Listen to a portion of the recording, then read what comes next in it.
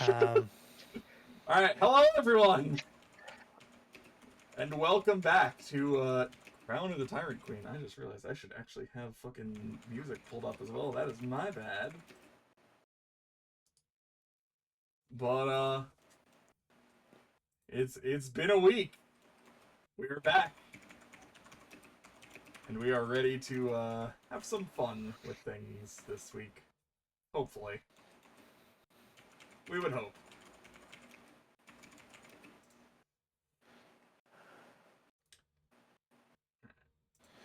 Hello, everyone. Nice having you hearing us.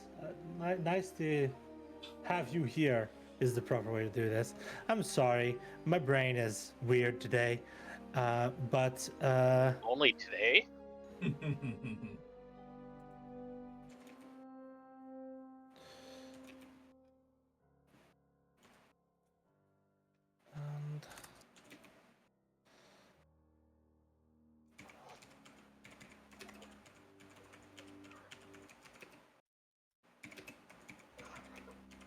and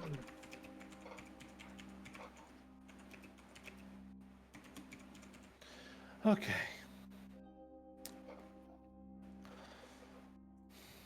I'm just, for those who I'm sure no one is actively wondering what I'm doing, but I'm world building right now, so I'm trying to make things. Sounds like time for that is over. What? Stupid. You're stupid. That should It's literally never a fucking time. started. It's never a time to stop world building.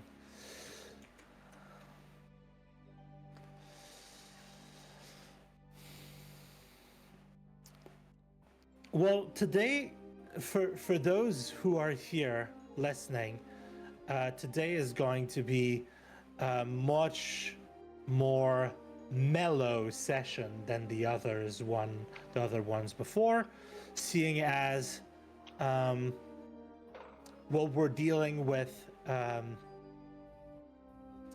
much more roleplay heavy session with well, unless something goes very wrong, no combat encounters.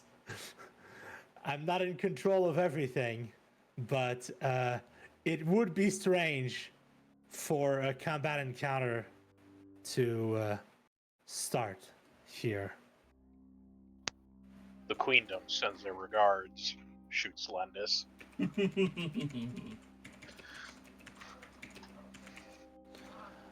I'm gonna find another word for this, but for now, I'm happy with it. Bro, a thesaurus exists. Also, hello, I'm pretty sure this is the first stream I've been in where my mic sounds different. Yeah, it's the first stream for this game where you are intelligible. Yay. Which is a very nice upgrade. So jealous, I'm never intelligible.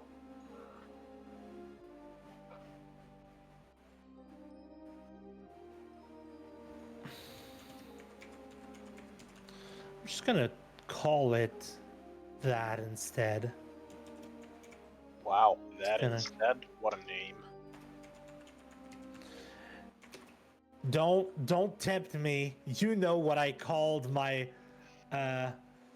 what I called my pet shop owner in my I'm last surprised game. you just didn't call it Billy, Samwise, or any of that. Since that's your old standby.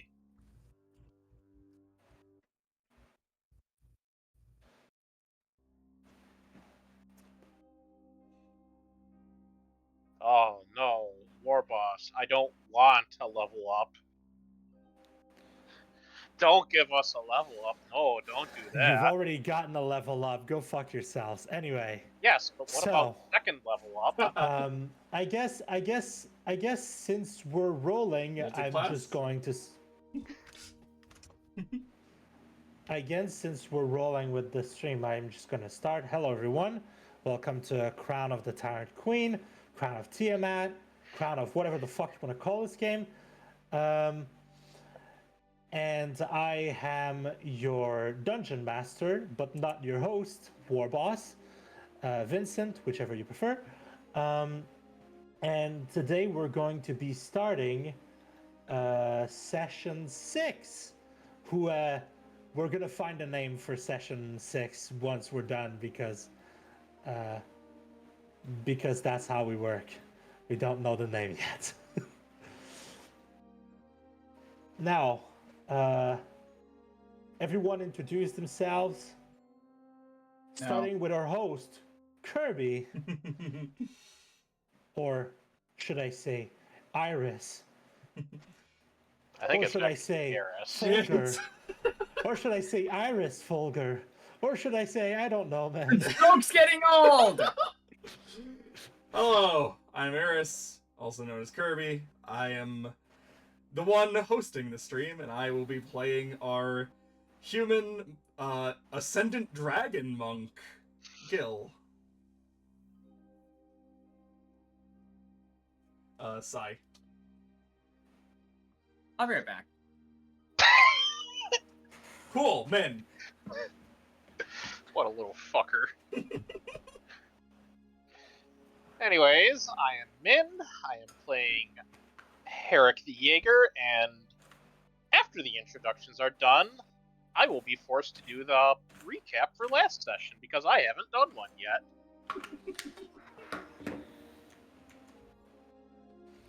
How sad. Okay, I suppose this is my turn now. Hi, I'm Tony, or Taboni, whatever the hell people want to call me.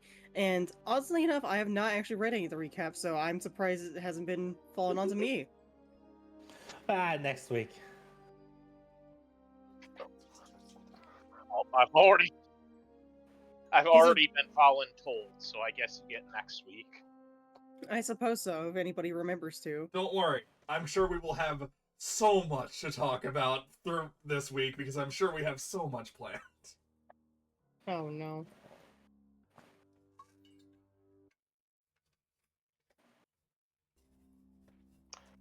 And now we wait. And now we wait for the bird. The other bird. The I was bird about to say, brain. which Not one? doing it. Okay. So that's Sai. And she is going to be playing the absolute gremlin bird, Chronomancer. Chronomancer fighter, I suppose I should say.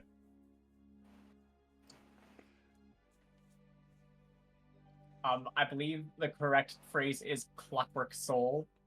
Yeah, it's fine. There you go, you did your introduction. Good job, Sai. Yeah, the Chronomancer's a wizard, not a sorcerer. I think this is also the first stream since we've found out the cursed knowledge that Sayora is a Chronomancer. Yeah. So that's She's a fun. crow. Thank you. You know what I gotta say to that? Hydrate. Fair. Well, I mean, to be fair, Min is not You the only kinda one who cute, hasn't not read gonna lie, War Boss. What?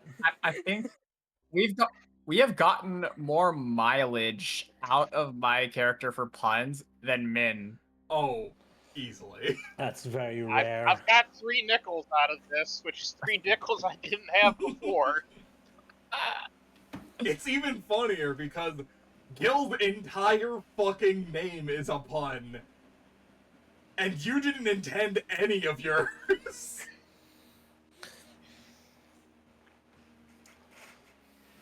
Anyways, getting to our recap.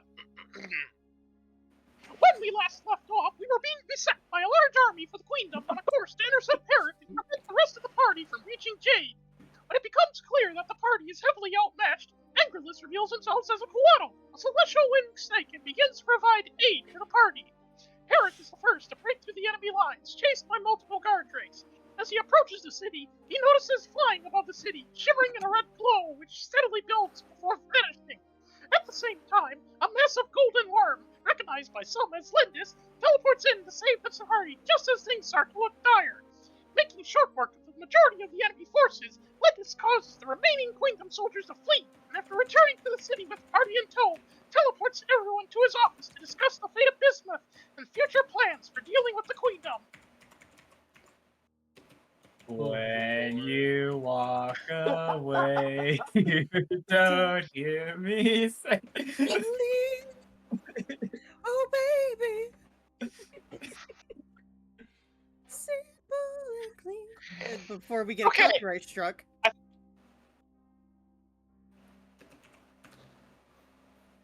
I need some more water after that, because that's the most I've ever done that in one sitting. I'm impressed. Just Awesome. a round of applause You're for this man. impressive. Okay, so Yeah, very, very good, very good. round of applesauce. Oh my god! Fuck, it's been so long since we've done that. Who the fuck is Mild Sauce 62? I don't know. He literally just said, you kinda cute, not gonna lie. 1,000 bits to shake it.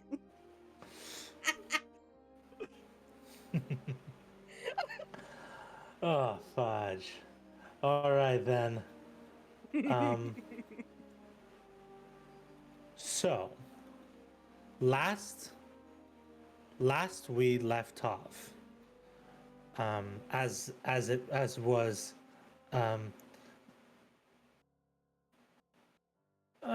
explained greatly by our friend Min, you were in our friend Mickey Mouse. You were in Landis's office.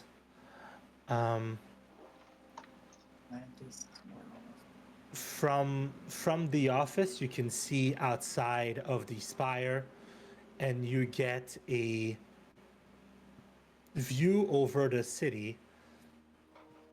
And I've written some information about the city and some information about Landis, which I'm going to share with everyone, so that we just kind of have a little bit more of an idea on where we're finding ourselves.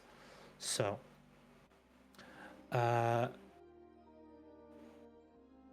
the city of Jade that you're seeing from the top of this spire is one of the 6 core cities of Bastion, and it's quite striking. As you look down from the spire, you see that most infrastructure is either of burnished bronze or what looks like some kind of green marble.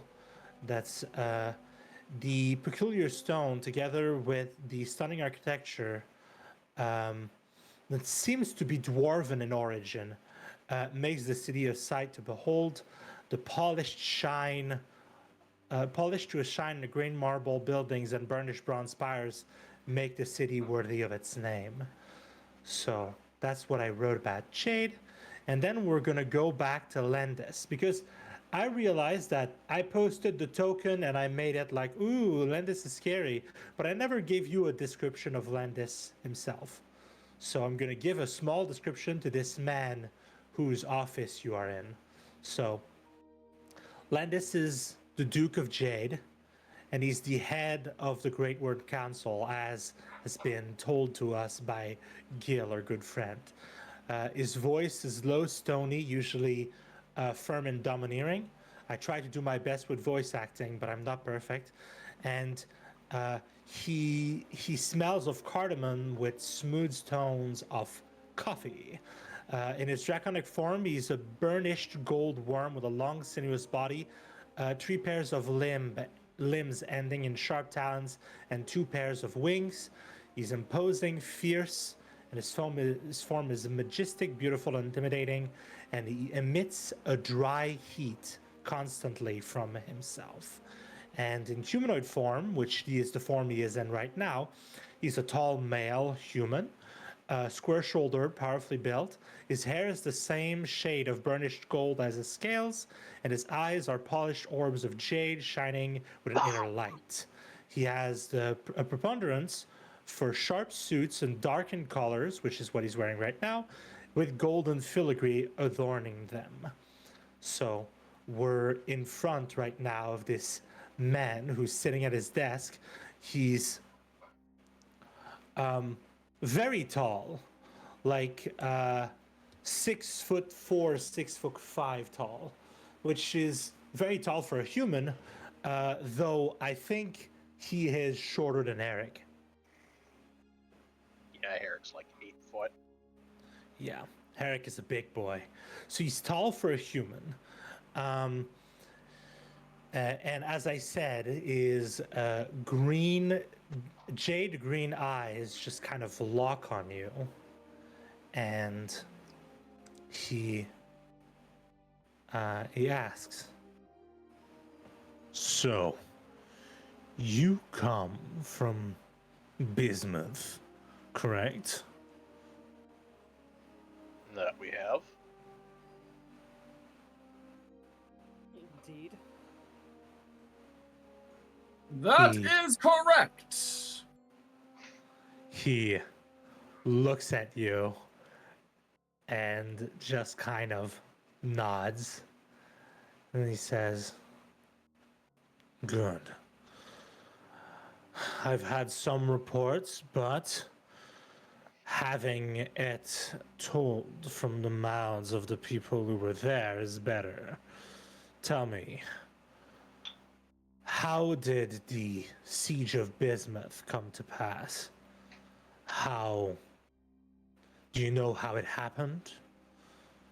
If not, it's fine. Just give me all the details you can think of." Begins to open beak. Suddenly, you can hear the sounds of screaming and the sounds of battle through Seora's mouth. Just like And hands then- her a glass of water like partway through so she can like hydrate And herself. Seora just stops for just a moment and sips the glass of water. Just, thank you. And that just continues. Landis I- raises an eyebrow. She act okay. The important thing that she does include is the part where they were teleported out and what was told to them. Mm-hmm. All right. He nods. And he says, "I know what a battlefield sounds like. I didn't necessarily need the first part, but I'm sure there's some information I can glean from that." Well, you asked.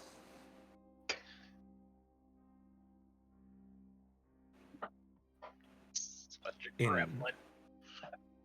"In any case, what about you?"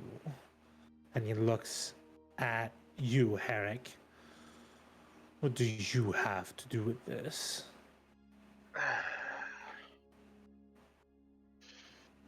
Well, as would happen, the assault itself was spearheaded by a black dragon who was responsible for breaking the dome that protected the city.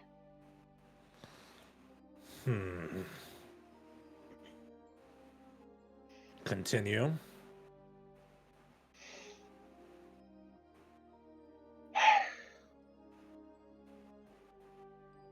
His name is Zerson. And he's, well, I guess you could say my guardian. I've heard of the practice that creates people like you. Not exactly fond of the idea. Oh, well, don't worry. I'm not very fond of him either. He nods. So, him being your guardian, what are the chances that you think he was there for you? Well, given the absolute damage I have done to his reputation as I was leaving the Queendom, very. Very. Hmm. I'll take note of that. In the meantime, I'll put you in contact with one of my agents so that you can share, if you wish, information about the Queendom. Whatever you can think of will probably be at least of a slight help. Even if we know it already, it'll confirm some questions that we might have. What about you, Bard? Can you tell me of what happened there? Oh God. I will allow you for this, oh god, to be in character. Oh my god. Um, as intimidating as it is to be asked that question as a player is less intimidating than your character is in front of Lendis right now. Oh, I'm aware. There's a palpable frightening presence that hovers around the room, just kind of putting you on edge. Yeah, like literally Hecate's probably like nowhere even near like pictorial height, for example. Well, he's sitting at his desk, so Oh, and you're okay. standing in front of it, so he's not towering over you at this moment. Oh God, I'm like, shit. Like you asked me, and then all of a sudden my brain just blue screens. Oh God. That's how it works. So reminder that Welcome to the you D&D didn't world. see a lot of what happened because you were performing at the time, Yeah. and you literally came out of your Yes. a Okay. guy came into your room getting speared by an arrow in the back, and then you came out, fought kobolds, and got teleported. You're not exactly a source of information at this moment. Well, considering that I was at the tavern during the moment of the attack, I was in the middle of a performance, and then all of a sudden there was a fine gentleman getting speared to death. That interrupted my show, and I was pissed off, so I ended up just walking outside and seeing a handful of kobolds. And that is all I know. Well, that's fine, I guess. Thank you for the information. All right, Kriskin, got something for me, or Mm, what? it sounds more like Eric has more information on the assault than I do, but what I will say is, whatever black dragon it was that shattered through the barrier, they were heralded by some sort of yellow fog that seemed to eat away at the defenses of Bismuth.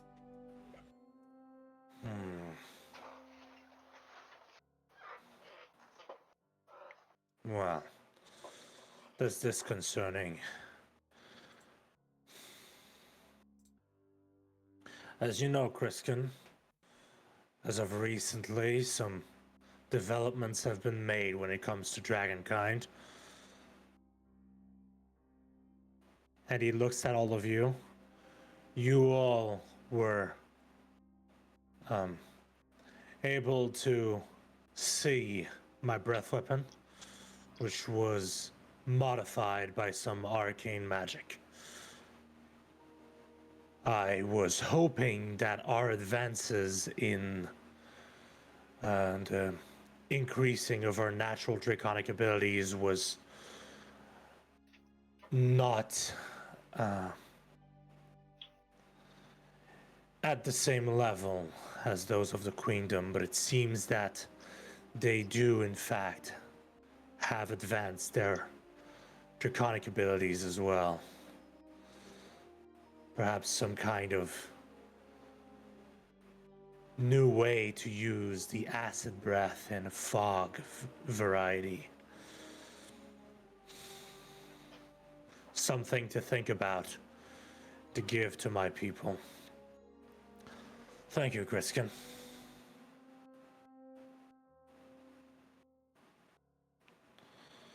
So, a crow, a bard, a corrupted spawn of the enemy, and you, Griskin. What a wonderful group you've brought to my door. Well, I'd love to continue this conversation, but I didn't bring them here for no reason. And Gil just kind of puts his Adventurers Guild emblem on the table.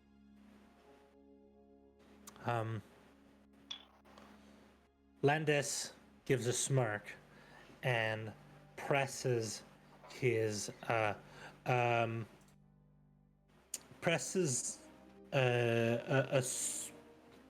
what would it be?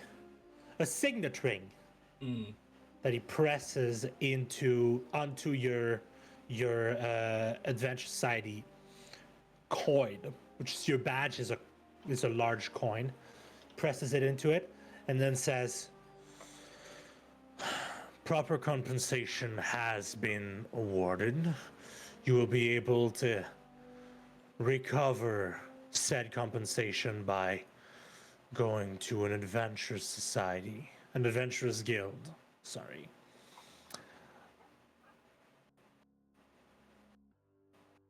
They really need to settle on a name, honestly. They just...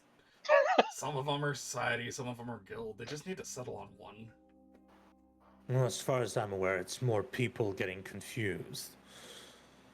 The Adventurers Guild is a guild. That's their official name. And the Arcane Society is, well, another entity, yet they often work together, which causes the issues. Well, I'm not immune to these kinds of things. And he just kind of scratches his head and he says, what a mess. Thank you for delivering the item to Jade. It's good that it's farther away from the border as possible. The people who acquired it were not able to bring it all the way into Bastion. No need for me to give you the details, but your contribution is quite appreciated.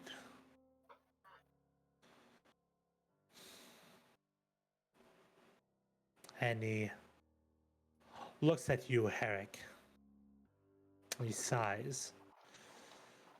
And he says, Herrick, was it? Correct. Would I be correct if I said that you are currently without a home, a place to live? Considering the scorched earth tactics I took in order to give myself the opportunity to come here to Bastion, you'd be correct.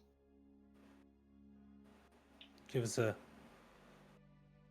a slight tugging at the corner of his lips, but he doesn't smile, not completely. And he says, you sound interesting. I can see why she'd keep an eye on you. Well, I was asked to offer an opportunity to you. And he looks at you all and says, to all of you, in Bash... Yes? Sorry? No, that was just a bit of surprise. Squawk. Go on. Squawk.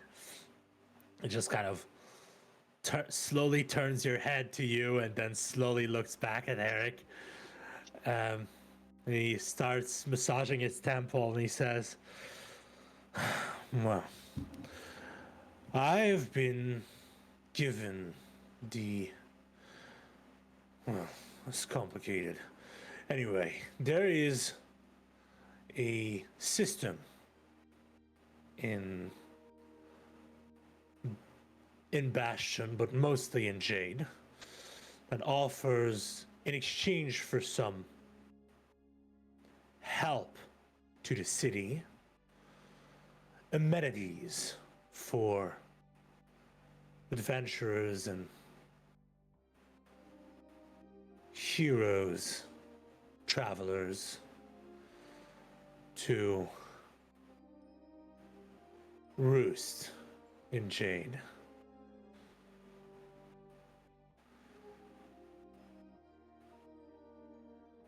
There are two options I can give you. One will grant you opportunities for advancement into Jade, and the other, you will be mostly left alone.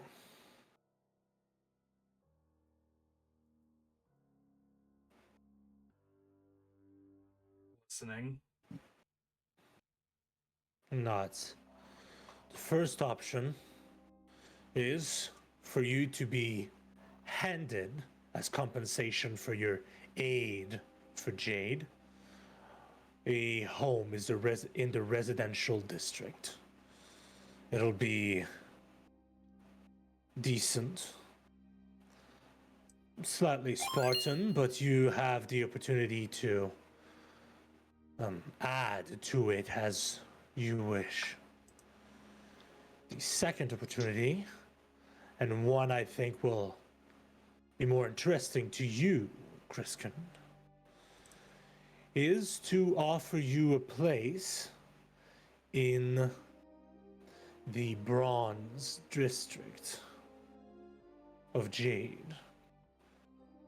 Now, for those who are knowledgeable about Bastion, I will ask that you make a history check, I guess. History check feels good. And Kriskin, you get advantage. Can I make mine with disadvantage due to propaganda? Yes, 100%. I think I just don't. I'm thinking about if I Hecate- would. Hecate, you're you're technically a citizen of Bastion. You were born in Bastion, so there's a possibility that you would know about the Bronze District. As I said, Jade is one of like the 6 core cities. Okay.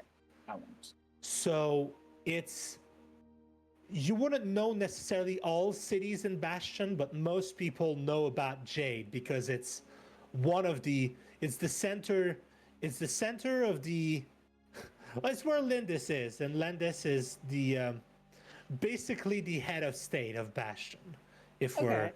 putting this perspective. So you wouldn't know. It's kind of like you don't necessarily know about all cities, but you know about New York, like Yeah. that kind of deal. New So I York would is the let you capital roll. of America. Totally. Absolutely. Exactly.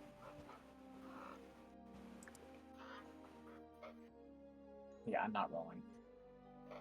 Yeah, that's fair. So Hecate, have you rolled, or do you just I- not want to? I can. Yeah, sure. I take normal. Okay. Oh my god. Okay, Wow. Hecate. Okay. Traveling bard, baby. All right, Hecate. We're gonna go in order. Herrick, you've heard that the Bronze District is a place where a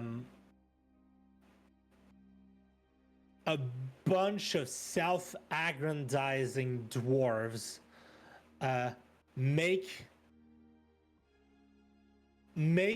the weapons and arms of the armies of Bastion.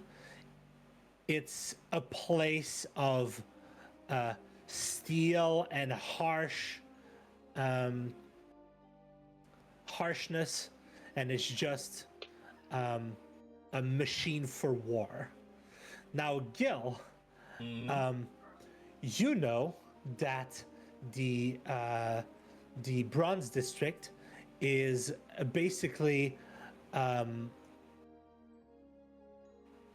one of the a place. It's a center of artisanry where you can find fletchers, smiths, masons, and artisans of all kinds. It's and that's pretty much what you know.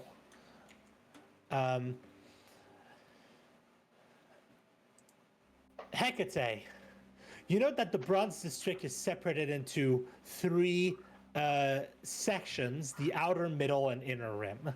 In the outer rim, you can find a lot of like newer, not exactly established artisans, where you get usually you can find better prices, but that's because the artisans are usually new at their craft, and everyone has access to the rim. You've traveled here before, and you had access to this place, and you were able to find some high quality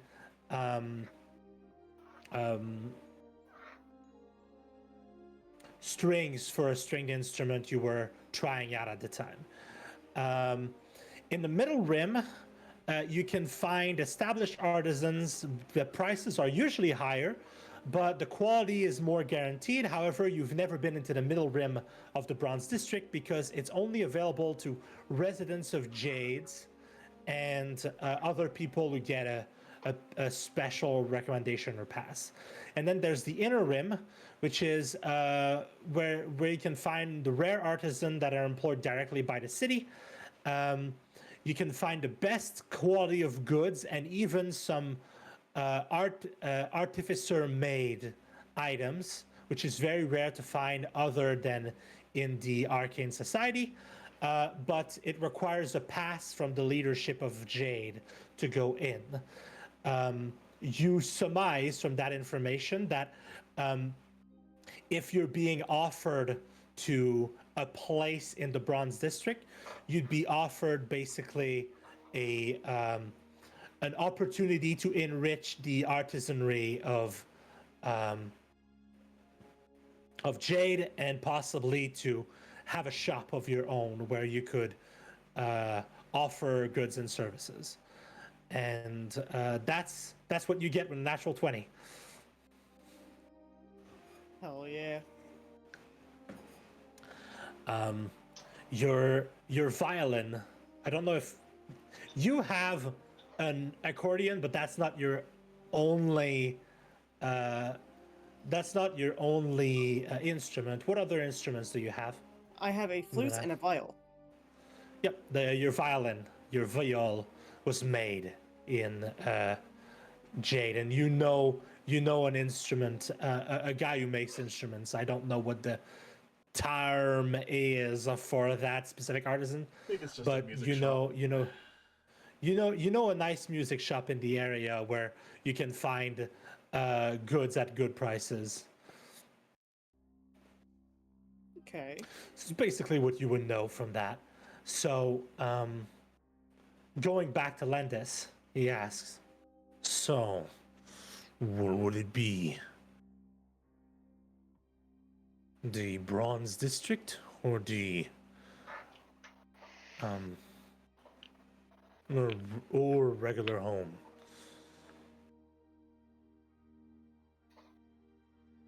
No.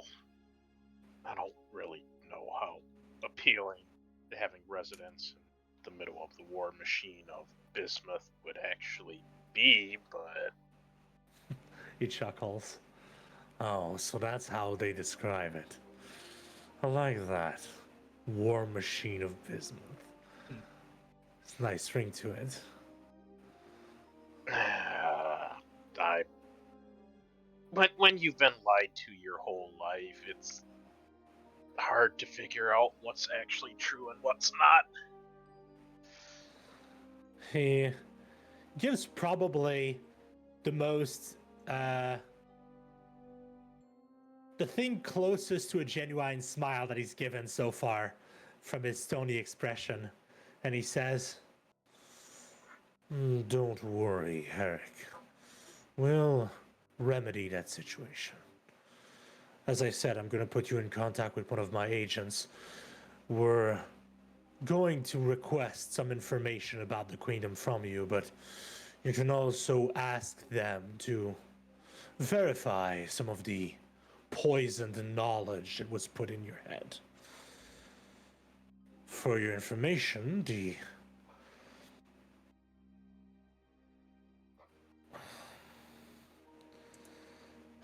Can we the give Bronze you? District, Can we give you Yes, our go ahead. answer later? of course. I think it might be best to show Herrick rather than have him require trust from another. It is better He to nods see the truth sagely. with one's own eyes. That is very fair. I can agree with that.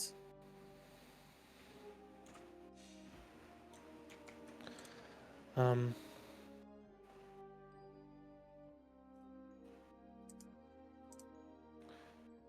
All right. So he nods and then waves, and at the back of the room, the wall slips open to show a small circular room you can enter in, and he says, "Take the lift. It'll bring you down to ground level, and then you can head to the Bronze District. Kriskin, would you like me to assign you a guide, or are you fine showing them around?" I think we can figure it out. He smiles and says, "That's fair," and then looks out of the large window balcony, and there's in the distance just kind of a large circular area in the city that's just spires of bronze coming out to pointing towards the sky, and he just gives a wry chuckle and says, "Fair enough. Now, if you'll excuse me, I have quite a bit of work to do. Good day." Gil just kind of nods. And, oh, actually, can I get the address of the location you would have us set up so that we can check it out while we're over there? Of course. And he waves his hand, and just kind of a sheet of paper floats away from his desk towards you. And then he says, as you're leaving, he says, "Ho and Kriskin,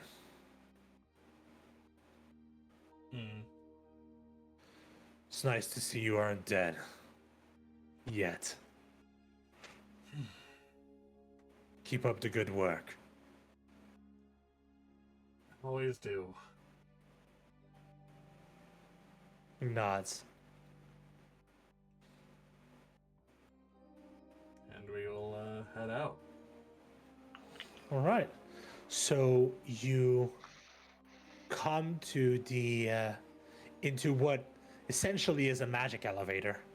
and you see different crystals with a plaque. Doesn't matter how you pronounce it. Um, a small section that says the different levels, and there's one for the ground floor. And most of the crystals are not lit up, so you don't really have a lot of options to where you want to go with that lift.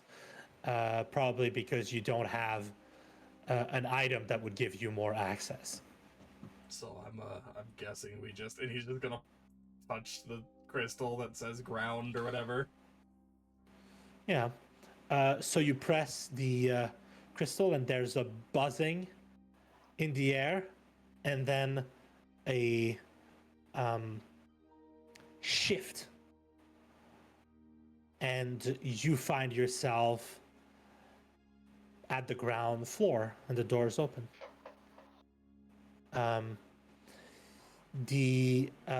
You're basically in a hall, and as I said, common in Jade, just this mix of burnished bronze and green marble around. It's spacious, and there's basically a lot of doors heading into desks and sections where you can see through the windows people are working.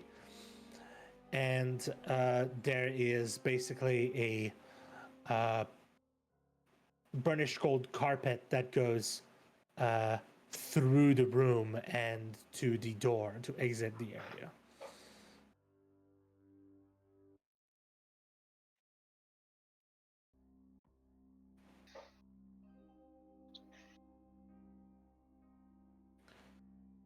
Alright. Don't think I've ever really been to this district before, but I have heard of it. Yeah, there's quite a few things to see around here. Are you familiar? Just a few places. There's quite a few artisan shops that you may or may not want to check out if that piques your interest. Bill just kind of shrugs. We've got a place to stop at, but I'm sure we can take a look at what shops the district has to offer. All right. So, Hecate, you Yes. knowing very well where it is, you guide the party through the to the roads, through this and through this beautiful city of green marble and bronze, and you end up at the district. There are multiple entrances to the bronze district. You come from the southern entrance. You know there's a beautiful little music shop there. It's the owner is a gnome who makes some intricate instruments. He specializes in stringed instruments, of course. That's where you got your violin. And it looks like you look at the paper, and it looks like your place is in the northern squadron of the outer rim. So you're at the southern rim right now. You can't go straight through because, as I said, you are currently not citizens, so you can't go through the middle and inner rim. But you can go around. There are a lot of... if you're looking for a shop, just ask me. I'll make you roll, and I'll tell you if you find it as you walk towards your destination.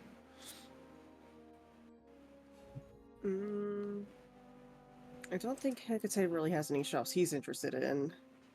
However, You shush. You're not in this game. As we're making our way through, I assume there's like plenty of wood carving shops and such. And as we're walking past them, Gil's just gonna kind of glance over at them and then just turn to Herrick for a second and be careful. In the war district, you might get a splinter. Oh, come on! There Gil, are. you continue to surprise me. Here I thought you didn't have a sense of humor. A lot of things you don't know about me. I suppose to keep some entertainments going on, Hecate will pull out his flute and just kind of like toot along a little tune here. While he Right. does, Sayora will actually say, you know, speaking of, there's a lot of things you don't know about me. Your relationship with him. Linus? Just nods. I don't It's really know. interesting. Don't really know him personally, but I do have a little bit of a reputation around the current Bastion society. I've been wandering around doing my best to help in the Adventuring Guild for a while, trying to do what I can to help.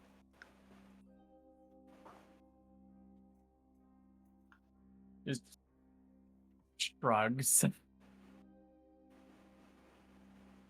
By being a grump. Do you see that in character? Yeah, I assume so. Yes.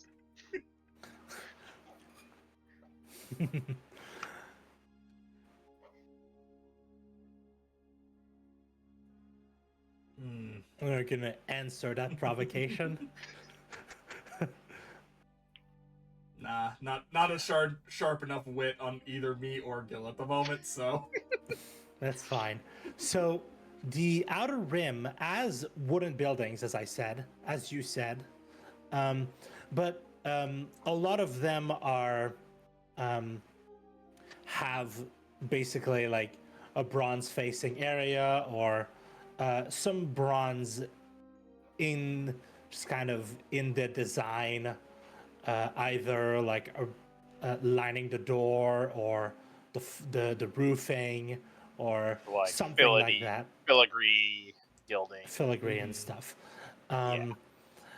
And you can see from there. You can see the center, the inner rim. And the inner rim is not wood with bronze filigree. It's straight up fucking giant like spires and buildings made completely of bronze, or at least what looks like bronze from a distance. You're not exactly close enough to tell, but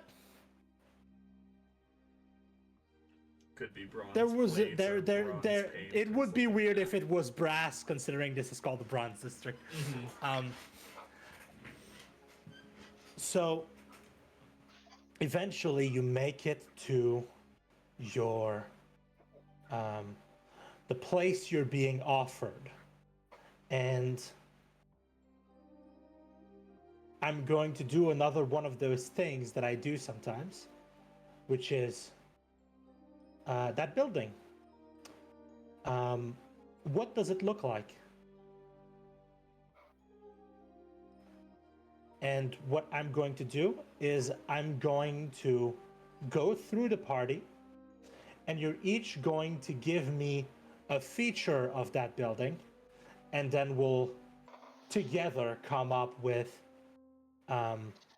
what the building looks like. And of course, you're going to be able to modify things later on, but you'll each get to choose one key feature of this building. So I'm going to start with our good host, Aris. What is one of the features of this building? Well, considering we just got it, at the moment it's mostly featureless, but the storefront in and of itself does have basically just full glass panes that you can see the inside of the workshop with, and likely it is convex so that you could actually display certain objects. Like if you were doing a clothing store or something, you would have that cornered off and displayed or anything along those lines, but again, mostly featureless, just visual to the inside. And Okay. on the outside, there would also probably be just a couple tables, seating areas, stuff like that. Things for either residents or passerbys to just kind of sit down and check out the environment.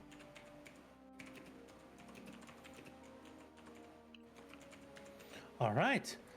Sai, how about you tell me a feature of that building? My brain is broken right now. Get back to me. Okay. I suppose I can jump in. Tony. I was saying Tony as you said you could jump in. So go ahead. Same brain Tell me cell. something about this building. Is it squat? Is it tall? Does it have an attached workshop with what does the attached workshop look like? Anything. Okay, so I would say that this is a fairly tall building, maybe potentially 2 to 3 stories, depending on how our DM here likes to present it. Just enough to, be able to have enough of an inventory to provide to passerbys, or both their local or just stopping by to see about getting themselves refreshed. I'm gonna accept 3 stories, and I'm gonna say that the top story is basically living quarters. Okay. And And those I are would the- assume, like, each level would have, like, different things in stock as well, like, both the first and second floor. Like, maybe Mhm. the first floor is probably for people that are just, like, passing by, just need something, like, grab and go. Second story is anybody that needs, like, any serious inquiries for, I suppose, like, more serious repairs, but those may take a while. If I can interject here for a second, considering if it's 3 stories, would it be reasonable to expect that there would probably be a dumbwaiter that goes through all 3 floors to send various parcels and such up and down the building? Yeah, sure. Ooh. Fairly tall 3 stories. Level 1 for basic things. Second level for commissions. Or like just storage and general stuff that you wouldn't want to keep in view of the storefront. The back room, basically. Yeah. Oh no. So, first level for basic things, second level for commission and storage, and third level for living quarters. Makes sense to me.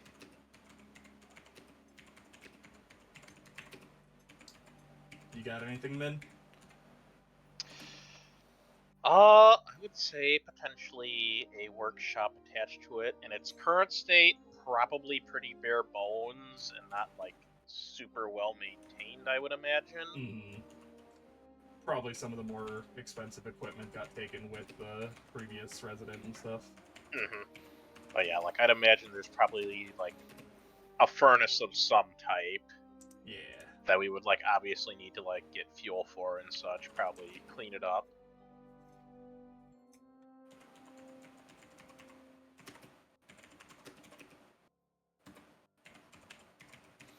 So, bare bones workshop attached to the building with a furnace. Yeah. And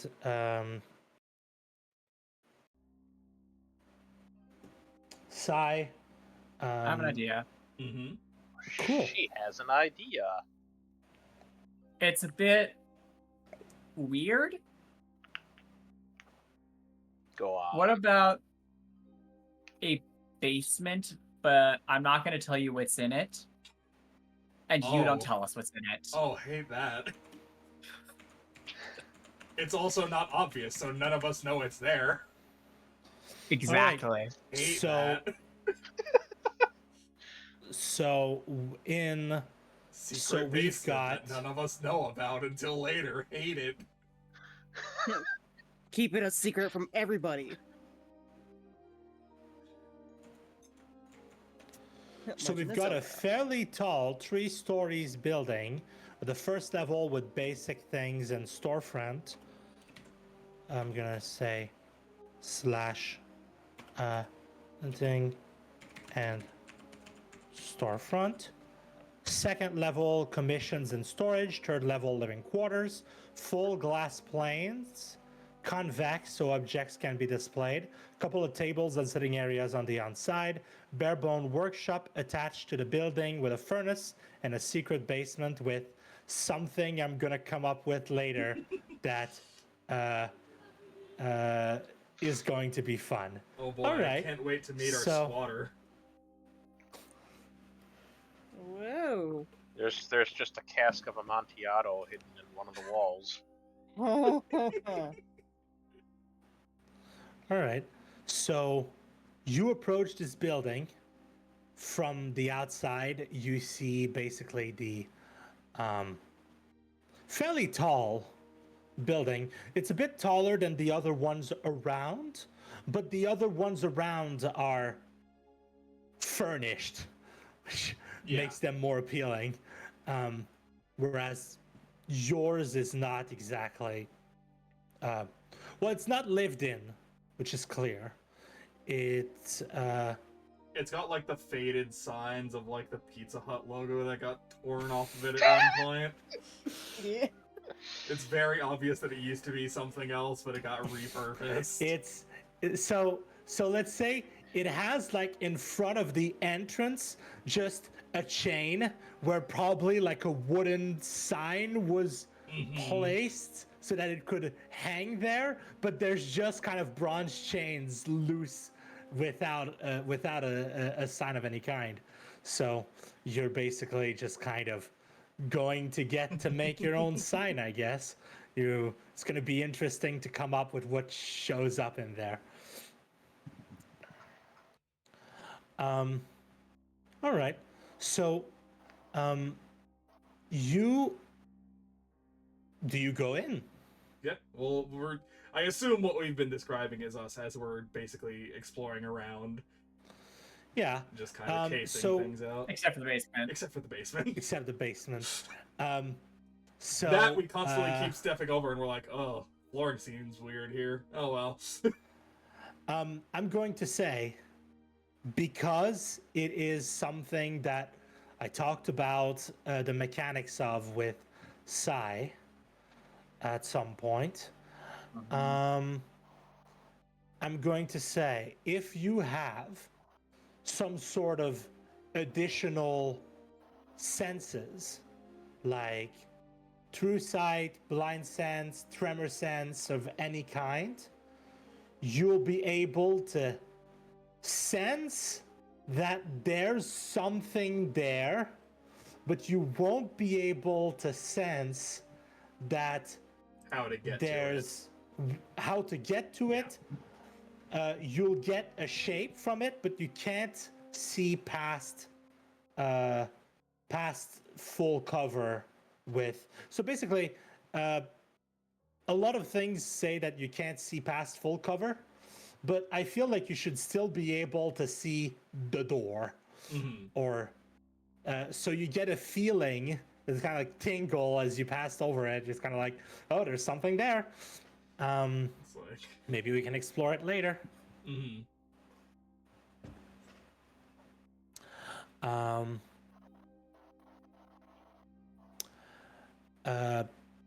Except dark vision. Dark vision doesn't help you for obvious reasons. so as we're Yeah, so you're- exploring the storefront, Gil's just gonna kind of, as we're like on the second floor or something and looking around, he's gonna turn to Herrick and just go, so, what'd you think of the war capital of Bastion?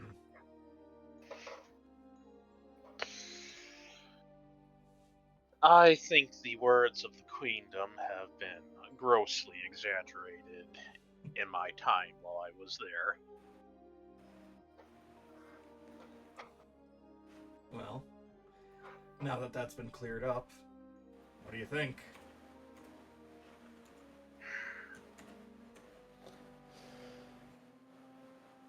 I think I genuinely could make a fresh start here, which is exactly what I've been hoping for.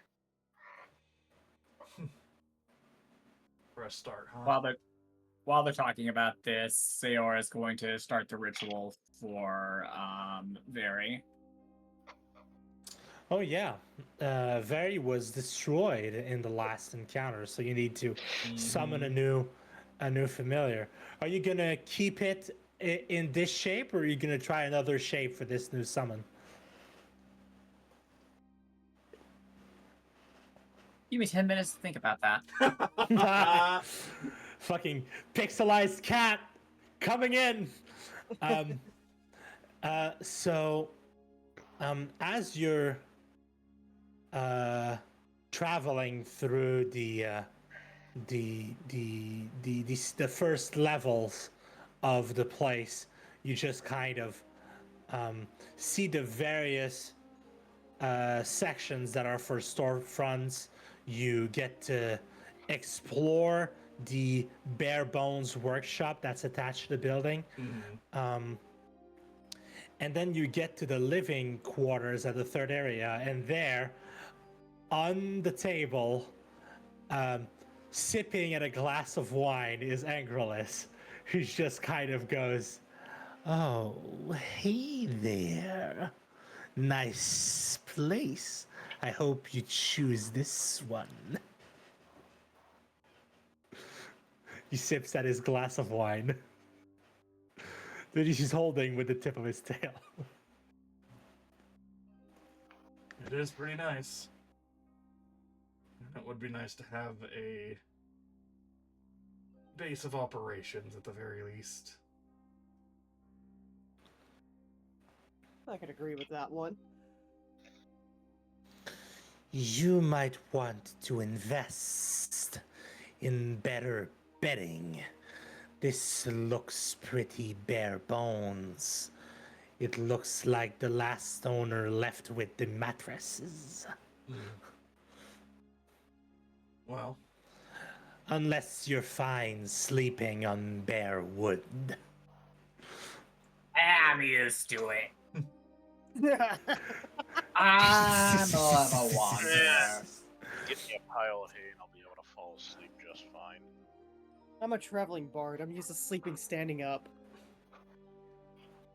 before we settle on anything, we have a payment to receive. And if Lendis really wants us to continue performing jobs, I'm sure we can negotiate furnishings as part of our payment for anything in the future. Mm-hmm. Sounds like a plan to me. All right. So we're not going to go through a scene where you go into the Adventurers Guild, get money, and then leave. So what we're gonna do is, after this sets up, 1 or 2, let's say 2 months are gonna pass as you just kind of keep getting used to the area. Now, for the viewers, if you're wondering why I'm not like, hey, let's go see the house in the residential district, I already talked with my party, and I was told that they would like some kind of shop front as their base. So the the decision's already been made, let's say. So I asked each of you what you would be doing in these months. All right, well, before we skip ahead too much, we did still go to the adventuring party, and we still did collect the payment, so... Yes. You did, Warboss? You did? Yes, I asked you. I don't even remember this vote for the shop front. Sorry, I what? don't even remember what I had for breakfast.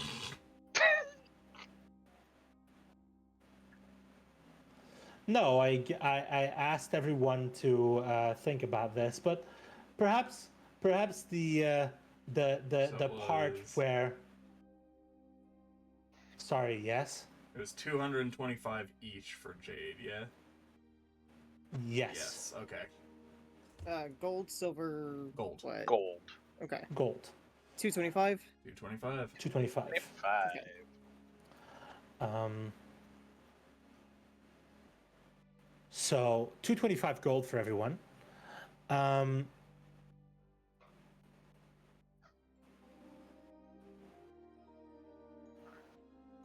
What else? Okay, so I'm going to ask that you roll a percentile dice, and depending on what you roll, I'll see if there's if the swiftness of your completion of the contract is going to allow for an additional reward, which would be some kind of item of some sort.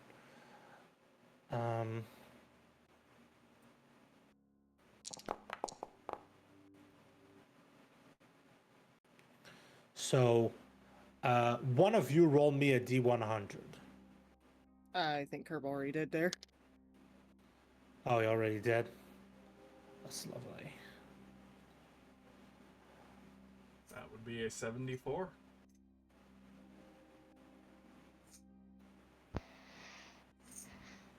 All right. So,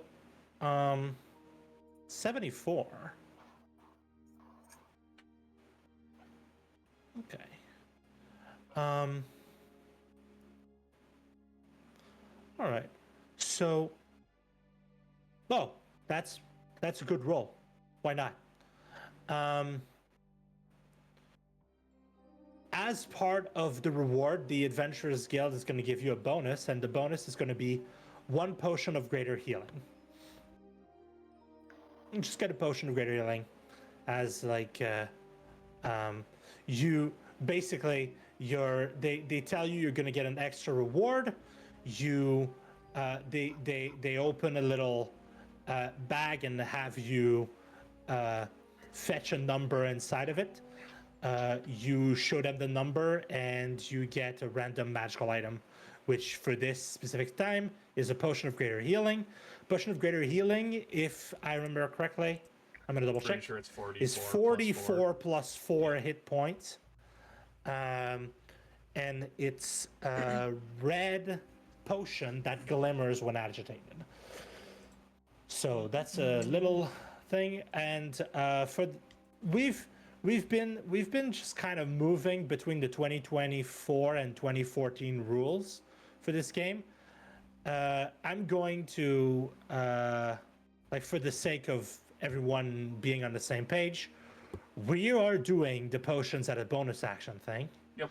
We are doing the heroic and the heroic inspiration thing from the newest rules, which is that instead of just re-rolling a d20 or getting advantage, you actually get a full-on re-roll.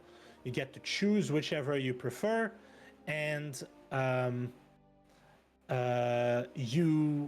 we're keeping the rule where when you roll a nat 1, you are given an inspiration. I'm not sure yet if I'm going to let multiple inspirations stack. I'm considering it, but for now, let's just say we'll limit ourselves to 1 inspiration. Mm-hmm. Sounds good to me. Okay. So,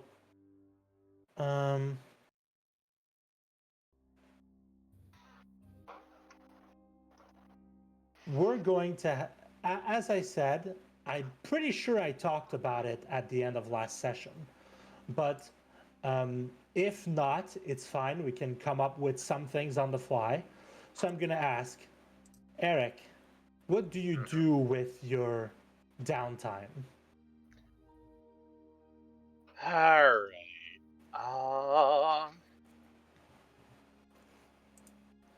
Well, he is definitely gonna be getting in contact with Lendis's agents, Mm-hmm.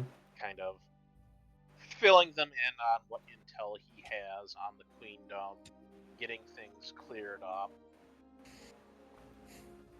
In addition, he would probably be looking for like a smith of sorts to commission some barding for Tish. All right. So,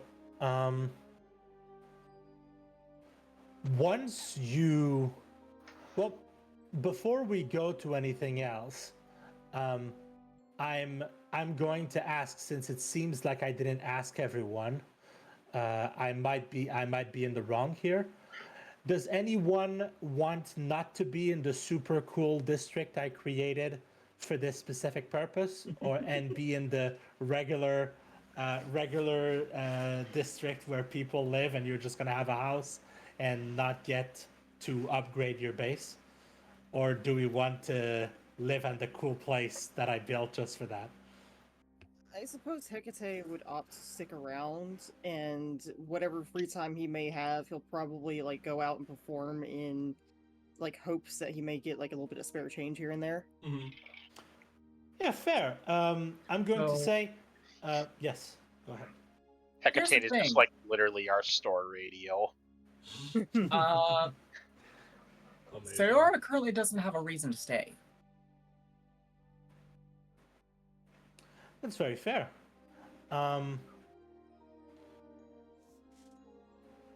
You don't have to live with the party. You can have your own amenities, and if that's what you want from Lendis, he'll find you like a small place where you can rest, or you can, or you can, or you can choose to be with the party. It's kind of like they're giving you free amenities where you're gonna be able to just kind of stay and Honestly, that may just be the best thing for her right now. Just And think, it's you just have kind all of- this storage space to just keep resummoning your familiar. every time it dies.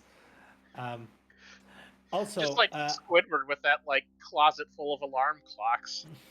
I'm Oh gonna my make a God. solemn vow, just like I would if someone was a wizard, and I'd be like, I'm not going to destroy your spell book. The solemn vow I'm making is, unless it's very appropriate and makes 100% sense, I'm not gonna target your familiar most of the time is when I'm making an attack, Most of because the time. this is kind of, I mean, It depends on the situation. this time your familiar was causing disadvantage to a guard drake and in his face, and what he did is he bit. It made sense. If you're, but I'm going to try to not have you resummon your familiar every fucking adventure. I'm gonna be lenient when it comes to not attacking the thing with 1 HP that dies in a hit. Our boss be lenient. Impossible. Impossible challenge. So, we'll just kind of double back because we've kind of gotten lost on the thing because of my Tangent? Could you call it? 10. What are you talking about? I don't do tangents. Anyway, Oh so, no, of course not. My mistake. So No, I'm Herrick, you say you're looking for a smith, for some barding for Tish, Correct. and I'm gonna ask, are you also going to be looking for architect / woodsman to set up like a small? You could have asked for that to be a feature of your base, but it's already done. Like a place for Tish to rest, a kind of like small. The word for the place where you store horses is escaping my Stable. mind. A Stable. small stable. Yes, I actually forgot about that. So, yes, So- thank you for reminding me about that. So, you, you travel around the city with Tish at your heels. She scoffs at other horses, finding them not to her liking, and Was this horse trying to get a date or something? no, she's scoffing at them. Well, I mean, she's Please, just she's a out of superior their horse. She is She's out a of their league. superior level of horse.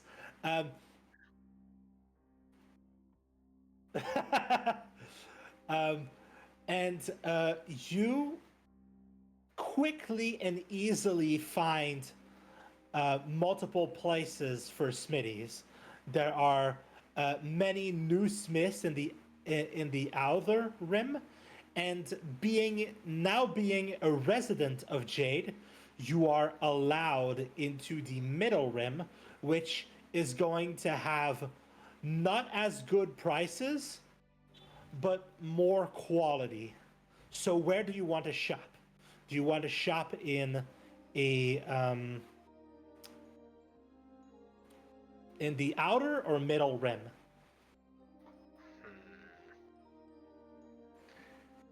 I mean, I've only got like 230 gold to my name. 240 if you want to include the Azurite that I have with me, but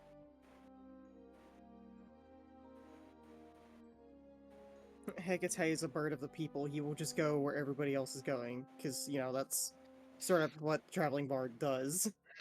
maybe like Yeah. check the middle district to like get a feeling for their prices. All right. So you notice something immediately when you go into the middle district, and it's not from me being racist. It's just the percentage of people that are dwarves and gnomes greatly increase. Then the not because good crafters don't come in other races. There are people of every races here, but from societal norms, dwarves and gnomes are often found to be artisans, possibly just because of their culture. You look around and find your way into a smithy with a dusty dwarf, just kind of covered in soot, who's just kind of hammering at a piece of metal. And you see some of the pieces of armor and weapons that he makes that are like in his storefront. And this looks very decent. Probably this is in the outer rim. You don't find like Queendom military quality shit, but here that's what you're getting. You're seeing things that are equivalent to the military quality that you had back home, back not home. I was about to say there.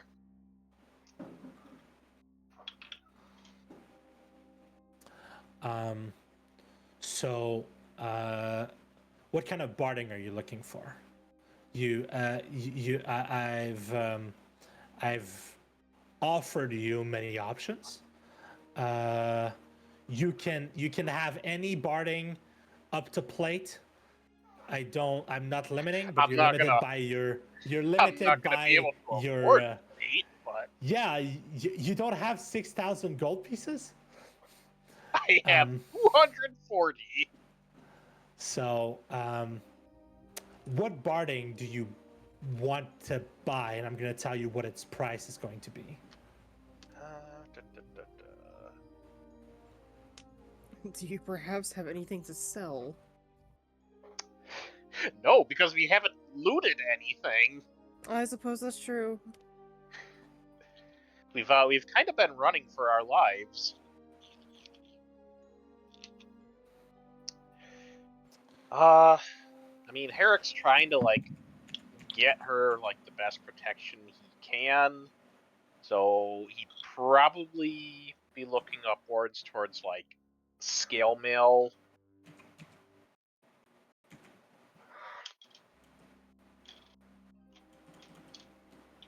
What is going on here?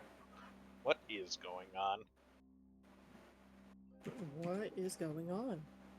Oh, there we go. I figured out what was going on. Right, so scale mail is 50 gold pieces, and Well, remember that for barding, barding it's 4 barding times. is usually 4 times the price of the equivalent armor. So if you want scale mail barding, that's going to be 200 gold pieces. Do you want to just make the purchase, or do you want to interact with this NPC and see if you can't maybe get into a situation where you might have a better price? Or we can not role play it and you can roll me a persuasion if you want to bargain. Danny, we're sticking on this a bit longer than I thought we were, so I might just roll a persuasion to try and. All right. So, you. Okay. So, you talk about barding with this smith, and he seems to be. You saw pieces in his storefront that he is a smith that seems to do Sorry, whoa. I hiccuped in the middle of my sentence. Seems to do barding on a regular basis, and you show them Tish, who is just a magnificent horse. So the regal Tish is going to is going to use the help action to have you try to She just strikes a majestic pose to She sell strike it. a majestic pose. What if I added bardic inspiration? Fucking like fucking Hecate walking by with just kind of a burger, just goes, "Hey, bardic inspiration." You know what? I'm gonna allow it because it's fun. I just give the shopkeep like a little wink. So your bardic inspiration is D6, correct? I believe so. At this level, pretty sure it's D6. I'd be fine with like Hecate agreeing to come with you as you say you're gonna shop, since they're the ones who know the district very well, with their natural fucking 20. So All right. yeah, so bardic inspiration I'm gonna Advantage allow. with the D6. Let's go. 26. Hey. All right. So Thank God I had advantage on that. That would have been a 5 otherwise. so with a 26, this you're lucky. That how I'm gonna spin this is you're lucky. This guy loves horses, and when he sees Tish, he kind of freaks out a little. This is like one of the most beautiful animals that he's seen, and eventually, as times goes by, and he's allowed to pet and scratch the Tish's neck, he smiles and finds that this is a horse that's worth protecting. So he's going to give you 10% discount. So you're going to only spend 180 on this. All right.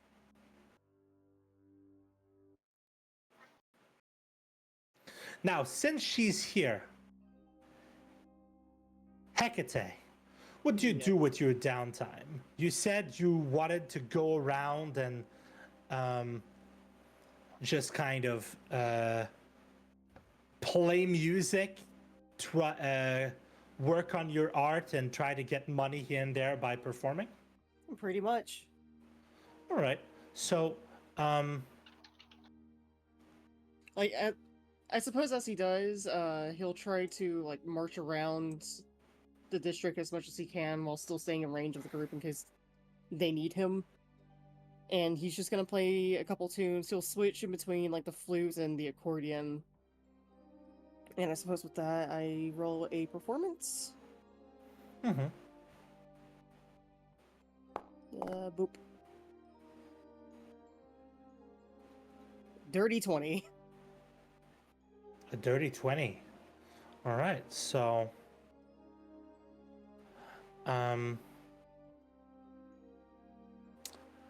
over your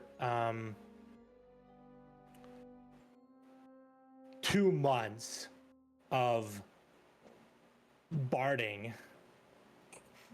being a bard, you collect 80 gold,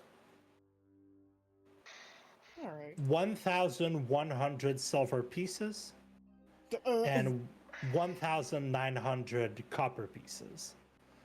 Okay, so let me get I'm that written just down. I'm just going to do this. Should work. Thank you. All right. So you make quite a bit of money. A little over 200 gold, Jade- basically. Jade is a wealthy place, and with a dirty 20, you're not the best bard around, but you're a good bard, which grants you some I'm also going to say you make some connections in Jade, and if we're ever in the situations where you need something, what we're going to do is we're going to roll and figure out if like that's a patron you've met and had a talk with, so that you can more easily find what you're looking for as a party. Like, Okay. being a bard, you make connections. That's kind of part of your job. So, like, maybe next time if someone is looking for a certain item, you know an arcane society functionary and might have an in for the party. So, spending time just kind of moving around, learning the city, you get those two benefits. So, as for mechanically speaking, you could put it like as a you could put the feature as a boon. So like you have a boon of connections, which is something you're going to be able to use at one point to connect the party with someone that's relevant that could help them in that situation. So Okay. that's what I'm going to give you. So you get money and a boon of connection. Now, Gil, what does Gil do in their downtime? So, daily routine would mostly just be going over to the Adventure Society, getting sparring in, just keeping up in shape and keeping skills sharp. As well as potentially scouting around looking for any arenas or fight pits or anything along those lines that this city might have in regards to like Do you actual want to, combat like- challenge. Do you want to do some jobs for the Adventurers Guild while Yeah. you're in Jade? Probably. All right, so That like yeah, I mean, that's Gil's shtick at the moment is just kind of keeping with the Adventure Society and helping where he can. And otherwise just kind of keeping in shape and training when he's not on duty immediately. all right, so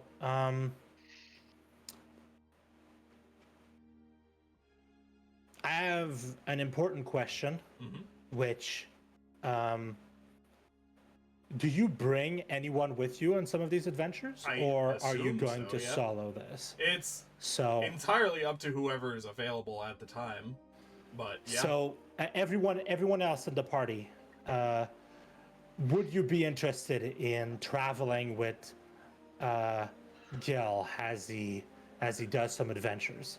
Like, I know that So- some of you have not looked too much into their downtime, so it could be an opportunity. Notably, during the downtime, Sarah doesn't seem to be doing too much. So Okay. I mean, All yeah, right. like, if Herrick's like available, like the chance to like potentially get some more money on the side, build up a reputation. Yeah, especially if you want to like really make it clear to people that like you are on this side of the war. Mm-hmm. like Sayara wouldn't be there for all of them, Mm-hmm. but probably like half of them. The odd chance that we can actually find her, she'll be like, "Yeah, I can join." All right. So what I'm gonna do is I'm gonna have you roll a D100, Gil. Sure.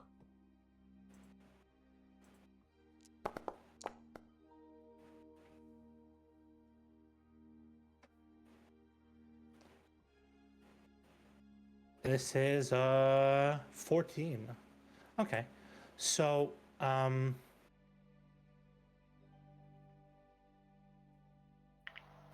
right. So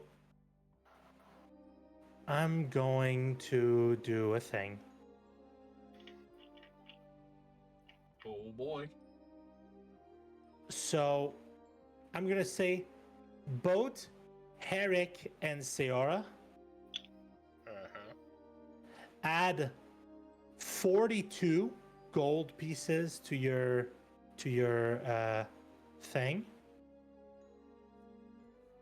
Both had 325 silver pieces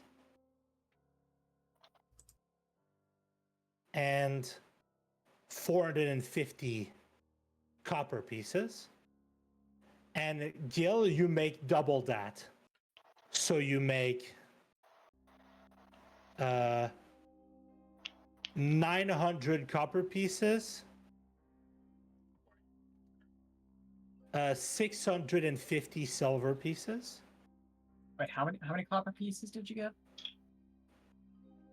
I just realized I was filling out the electrum field on my thing instead of silver. Copper for Just you and I was post the numbers, 450. please, Orboss. Okay, so Copper was 450, silver was 325. Thank you. 170 GP. And then I double that for mine. Or is this And just give me a second because I'm trying to type it out for silver and 800 copper pieces. So this is the total. So this is the total that you're getting. And what I'm doing is I'm dividing this by 4. And Gil gets half. And from what's rest, you each get a half. So, Gotcha. so guilds get half of 170, half of 1,300 silver, and half of 1,800 copper. And the people who were there from time to time, you get a quarter of this.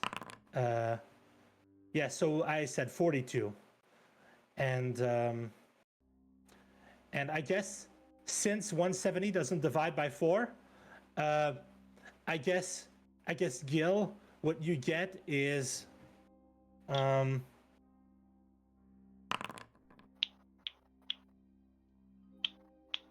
you get 86 gold instead of 85. So the 0.5 is just kind of you keep that one. So you make some money.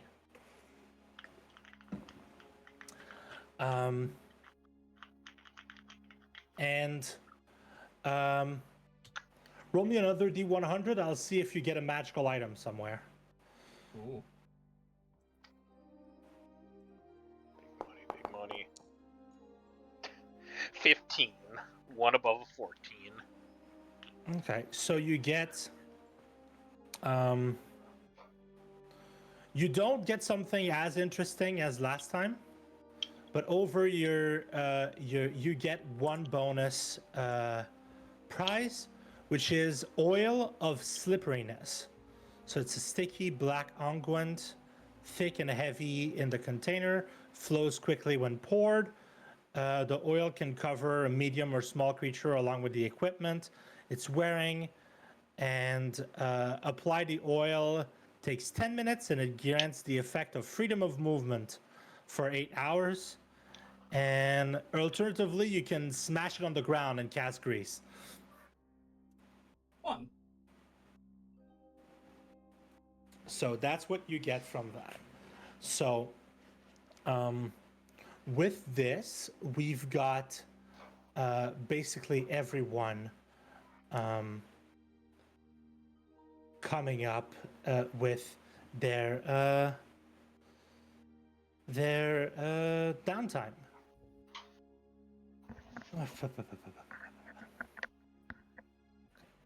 So, a few months have passed. 2, maybe closer to 3. You've been doing things on your own, and I want to ask. Second question, that's world building stuff. What do you change in your, like, what do you do with the place you were given? Are there any modifications I need to take into account? Or do you want to spend any of the money you've made to make changes to this this base of operation you now have? A nest bed.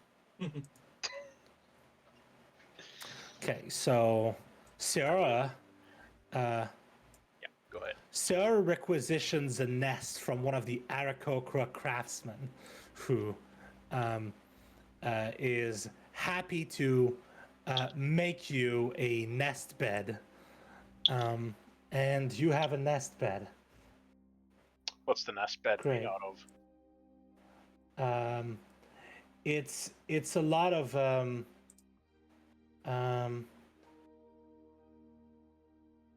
you know that there are multiple ways to make mattresses, and some of them is stuffing them with feathers and down. Mm-hmm. So it's kind of like a wooden base with just kind of a large circular down pillow you can just kind of sleep on. And when I say large pillow, I mean bed-sized pillow. It's filled with the finest of tabaxi fur. Is it like one of those pillows that's like, for a lot of people that have like problems with their neck and stuff, that is like a slightly hollowed in the middle? Yeah, basically, it's kind of like it's kind of nest shaped, but flatter because it's made for humanoids, and yes, you can take a long rest. It's been three months. You can long rest if you want. Though it would be funny if you show up to the start of the next arc with just a black eye because of some of your other quests. You show up with missing 2 HP. But no, you get a nest, and that's gonna, like, it's a specific type of bed. So I'm gonna say, like, for 5 gold you can get a very nice one. And for like 2 gold, you can get a more regular quality one.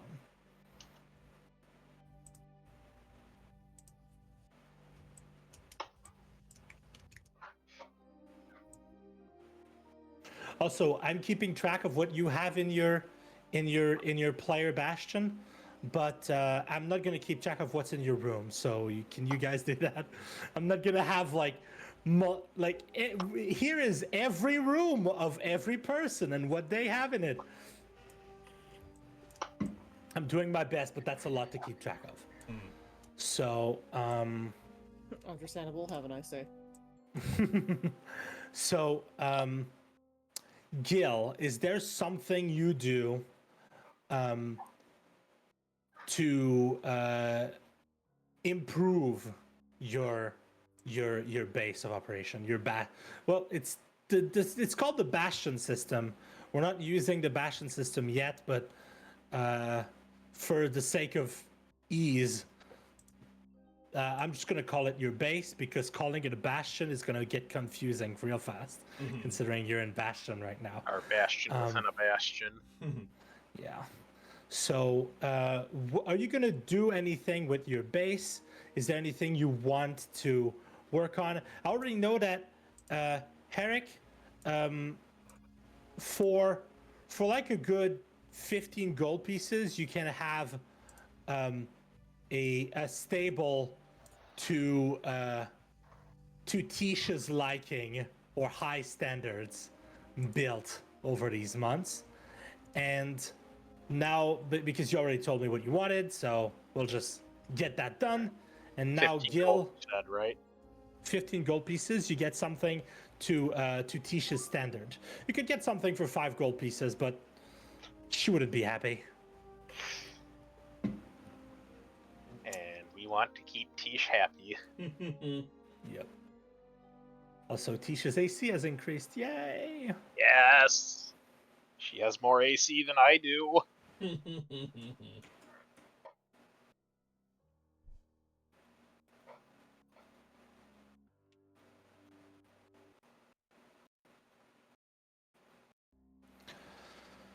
So yeah, Curb, what's Gil wanting to do with the base? Do they set up something? I mean, usually, even if you're out on an adventure, you can commission something to be done, and it's going to be done while you're away. So I want to know what you do with that. So at the very least, Gil's probably going to be setting up, obviously, more like actual jewelry, like stationary workshop. Just more of the actual like Dremels and polishing tools and sizing, like ring sizing machines and all that kind of stuff. Like some of the more like intricate machines that he wouldn't be able to like actually have with him as like his regular kind of kit on the go. All right. In addition to that, he would probably set up like actual weapon maintenance tools, so like sharpening stations and I think mostly just sharpening station is all he really is concerned about. Herrick would probably add in something for gun maintenance. All right. So jewelry setup in workshop and weapon upkeep stations. Yeah, that kind of stuff would probably be set up in the second floor. Like personal maintenance stuff and... So you're gonna set this your jewelry thing. Is it in the workshop or on the second floor? It would be on the second floor, because the first floor would be more for like actual display stuff. Okay.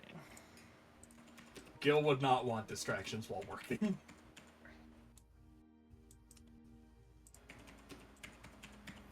So we're gonna set up jewelry set up on the second floor, and weapon upkeep stations in the workshop. Yep, sounds good. Makes sense as a surface we could eventually offer to other people as well.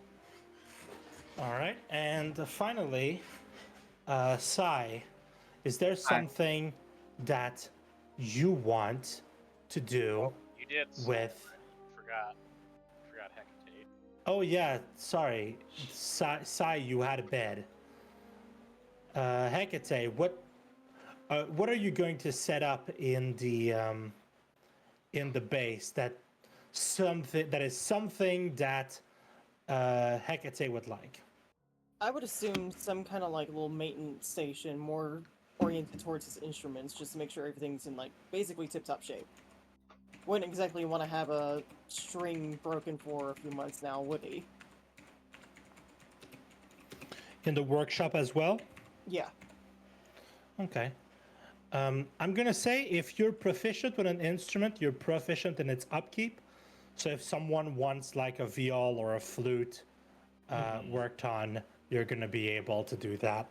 You're not gonna need instrument working tools or some shit like that. It's Yeah, I mean, coming from somebody that has also played the flute before, you definitely gotta know how to upkeep it.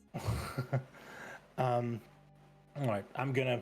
I've got a bullet point section for this fucking thing. I'll put it into text at a later date.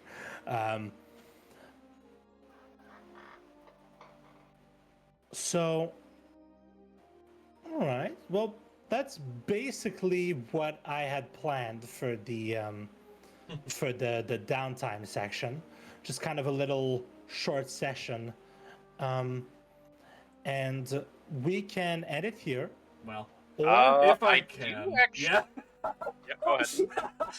My Or we chef and I can- going like, actually, we have other.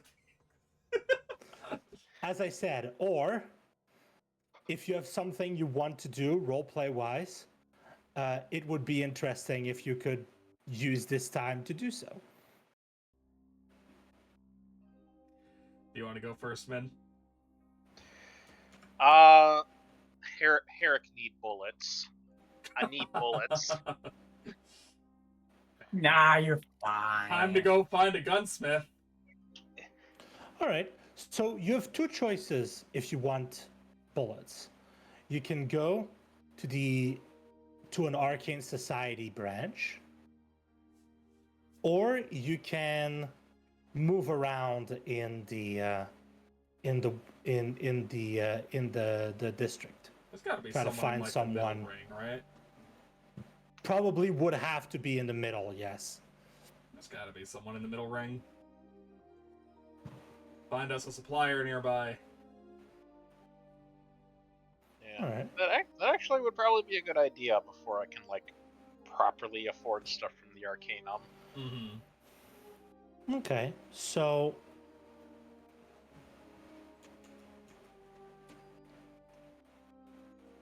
all right. So you have 3 months. I'm not gonna make you roll to see if you find it. Considering how long you have, you'll find it. So you find your way into a cluttered building with a counter from which you can see like a pointed hat behind it, but the counter is too high for you to see the face of the person who is behind it.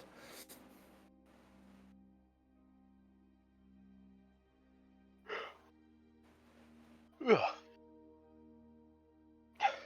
Wow, that must be a real high counter if I can't see over it, being 8 feet tall.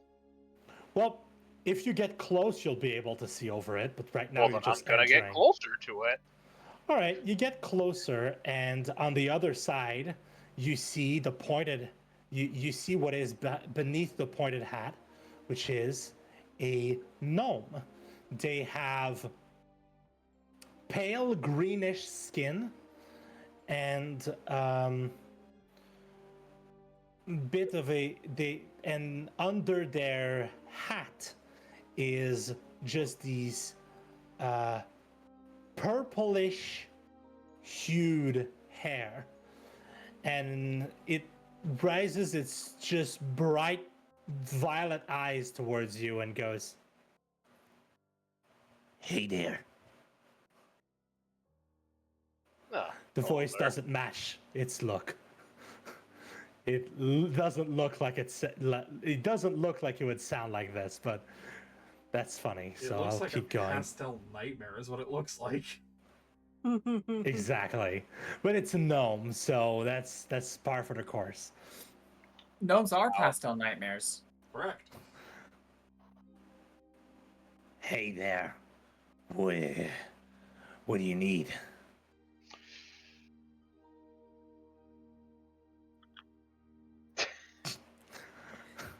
All right. Maybe I could pay run into them. Simply put, I need bullets.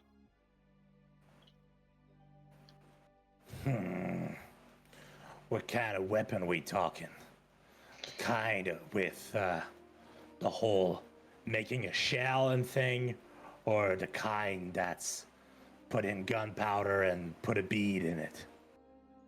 We're talking flintlock here. Not the best made one, but a flintlock all the same.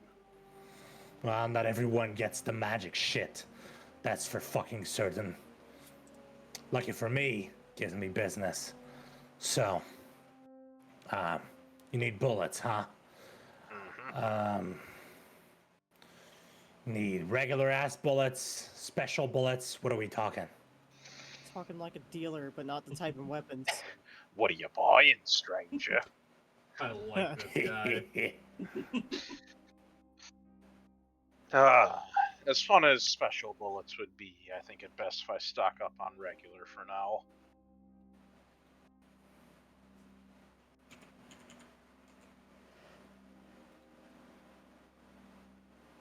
All right. So he says, all right, I can give for a flintlock. Can you show me the thing? He will produce it and set it on the counter. All right. Well, the issue with guns, well, firearms, is that a lot of different people make it, and aside from the arcane brand ones, it's not exactly standardized. And you see as he just kind of takes a measuring tool and starts looking into it.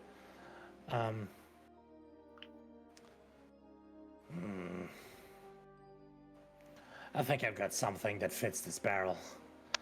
All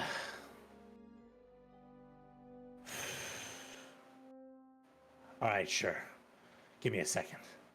And he goes in the back, and then he comes back with a small pouch of bullets. And he says, all right, so we can go 20 bullets for 5 gold, or 40 bullets for 8 gold.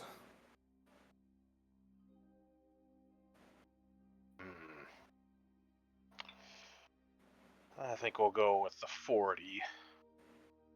He nods and just kind of puts them both on the counter and then taps it, asking for you to give him money. Herrick will set down the 8 gold. All right.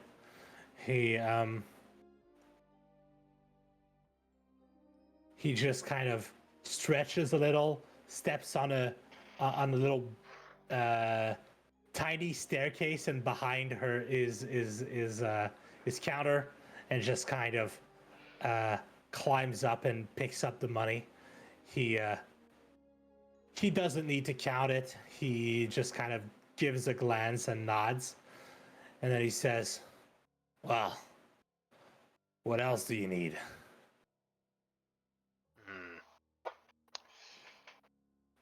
I think this'll do for right now. Unless there's other services you can offer. Well, I do have firearms for sale, but this shit's pricey, so unless you've got a lot more of these coins, I don't think it's gonna work. Yeah, I kind of figured that.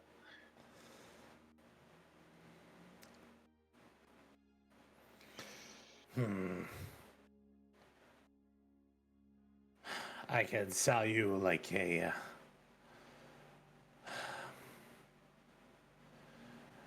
yeah, no, I need to think.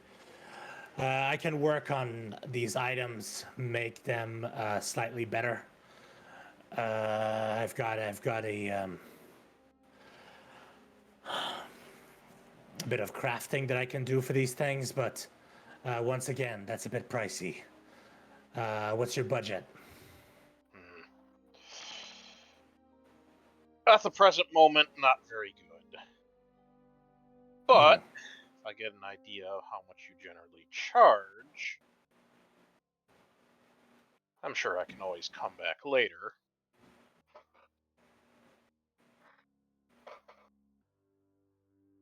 All right, well, so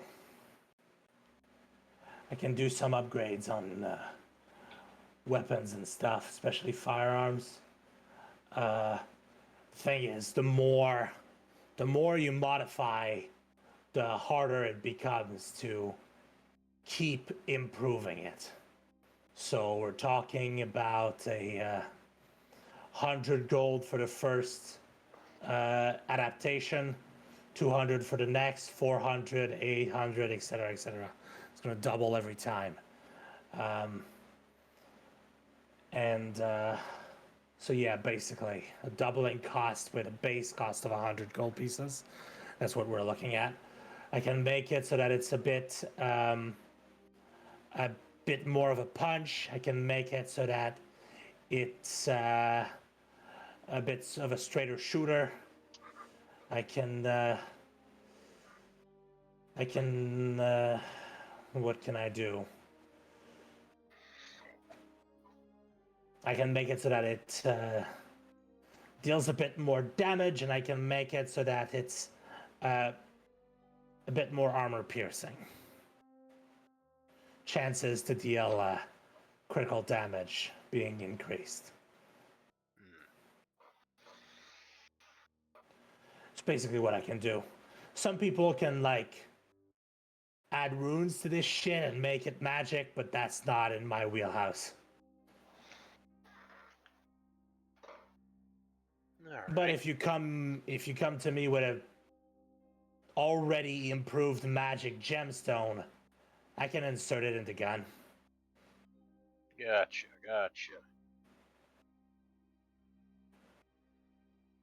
Alright. No, I don't think there'll be anything else for today, but I am definitely going to keep you in mind for the future. Yeah. You say that, but you'll get rich, and then you'll go to the Arcane Society, and you won't look back.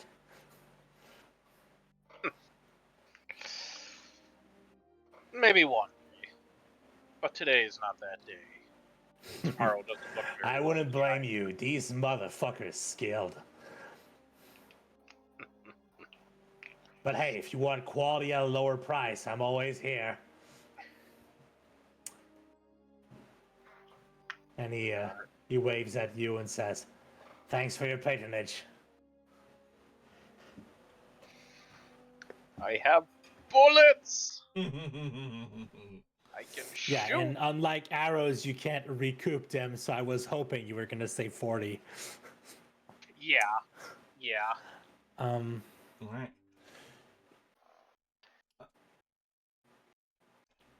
You can make bullets through downtime if you buy like proper equipment and smith's tools, but right now the equipment to make bullets is out of your price range. Yeah. Specifically, I would imagine the gunpowder. Yes, things like that. Yeah. Well, mostly also like Yeah, the we need molds and the everything that comes molds, with it. you need to get the raw materials. And as I said, since you don't have a standardized design, you're probably going to have to make custom bullets. Buying a mold is not going to work exactly. You're going to need to find exact right mold for your gun, or at least the closest to good. So that's going to be a thing you're going to have to do. There's musket ball casting molds that you can probably find, but yeah. It is just going to come down to finding one that works. Now, Gil, you said you had something you wanted to do. I have one last thing, I think, for today, which is Okay. those guard drakes that we captured. I want to try and tame them. I want to try and get us fucking mounts. Oh my. how many guard drakes did you manage? Did I allow you to pick up? You didn't Like say. 3? 3 sounds right. Hey, War Boss, Sounds before about any right. rolls are made, Bardic Yes. Inspiration. Bardic inspiration. All right. So I know there was a um, blue one, a black one, and a couple greens, I want to say. I don't know how many we managed to, like, actually capture because we just kind of brushed past that. I think But, I recall him saying that like black was the most prevalent. mm-hmm. I'm gonna say you have 2 blacks and a blue. Excellent. Um, And that would basically be the other thing that Gil's doing during downtime while he's in the city. Is he's basically going to be going there, doing his best, especially since he does already have the understanding of the Draconic language and a base level understanding of how these things are trained. He's basically going to try and get them to follow Alright, his roll me- commands and over time slowly try and acclimate Alright. himself to them. because of the magical nature of these creatures, I'm gonna ask you for 2 rolls: Sure. an Arcana check and an Animal Handle check. Sure. I will just add, once Hera catches wind that you are doing this, he is absolutely helping you out. All right, so I'm gonna give you advantage on one of these 2 rolls, and a Bardic Inspiration on. Yep. Well, So Bardic Inspiration, Hecate has 3 of those, so you can add it to each roll. all right. I think. I'll go Hecate, ahead you have and use the 4 Bardic advantage of this Inspirations one. without before resting. And we will go ahead and throw the Bardic Inspiration on that. So It's a D6 right now. I believe so. It's a 12. So 12, and then a animal handling check. Oh, I have magical inspiration? I'd assume it's very similar. Okay. So, So a 12 and 12 a and a 16. 16. Okay. Oh yeah, I forgot. I still have Ingrilus's blessing. Yeah, well, that's totally not going to come into play later. Oh no. So, 12 and 16. Those are what I roll. Yes. I'm gonna roll something. Oh, Rufus, no. It don't matter. So, it takes you a while Yeah. to manage to do so. The guard drakes are medium sized. So, unless you are small, they're not going to be good mounts. But they are very strong and they could pull a cart. So, if you have like all 3 guard drakes pulling a cart, you could travel that way. It takes you a while to get like manage to deal with the drakes because they've already been trained for something else. But at some point, Tish decides to get involved, and it begins to go smoother. Herrick helps, giving you tips and helping you go around the conditioning that guard drakes are given. Mm-hmm. And eventually, you manage to place them in the stable with Tish, and it's not lost to you that Tish spending time in the stable with Tish and sometimes being disciplined with hoof prints in their forehead, there is some help happening over there. If you're wondering what I rolled in secret, I rolled Tish to see if she could help, and she rolled pretty good. So Tish is helping. Tish rolled animal handling on her own. I don't remember her bonus, and I didn't look it up. I could look it up. What's her bonus in animal handling? Oh, +1. So that's like an 18. So it's pretty good. She rolled like a 17 on the dice. She's fun. Tish, Herrick, you know that one way to control guard drakes is to make them feel like you're the alpha of the group, a bit like wolves. And it does not escape you that these guard drakes defer to Tish now. Amazing. Absolute queen. What did I That just is miss? so great. What the fuck? We have Absolute queen. we have officially tamed the guard drakes, and I am going to buy a wagon now. How much is that? I don't know off the top How of my much head. is a wagon? I suppose Hecate could also pitch in as well, considering how much he's made. Yeah, if you want to go wagon halfsies, is like- we can. A wagon is absolutely. 35 gold. So you again have one person who puts 15, one person who puts 20. That's Yeah, what sure, we why want. not? Which one do you want? I guess I'll do it to 20. You want to do the 20? All right, do the 15. All right. So you get a wagon so that you can have help in your next adventure to travel in comfort. Roll me a percentile dice.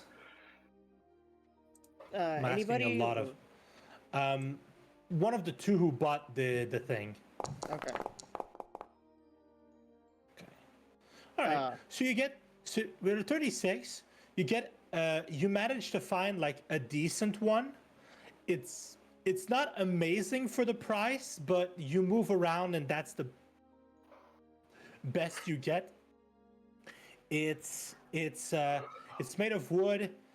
It's got 4 wheels, and it rolls. So it's good enough for you. You get tired of moving from place to place trying to find a better price, so eventually that's what you get. So you have a middling quality for your Man, I for your swear, wagon. I need to pull out like my physical dice, because like these rolls are either very hit or miss. I believe that I maybe. said if you want to roll physical dice, you're free to do so. Just make sure to call your roll, because Oh no, I absolutely will. and even in the game, if you roll something, it would be nice to call the roll, because there may be people who are like listening to this but not exactly looking if they're on their phone or something. So it would be nice if everyone called their rolls. I'm not going to point at anyone. It's not important. It's just something new I'm asking. But yeah, as you finish this section, unless anyone has something else they want to do, we're going to move into the end of session. Sai, you've had a bit of time. Is there anything else you wanted to do last minute? Oh no, Warboss already knows what I want to do. Okay. Yep. Tell me your secrets. Sorry. So yeah, Gil, Yes. you're waking up in the morning and you hear tapping at your window. It's a little early. I'm getting up, just kind of stretching a bit before heading over to the window. All right. At the window, you Confused for a see. second because we're on the 3rd story and like, wait, what? Yeah. So, as you move to the window, you see on the other side, tapping with their beak, a crow. Oh. Did Siora get drunk? An actual non-humanoid crow. Ah.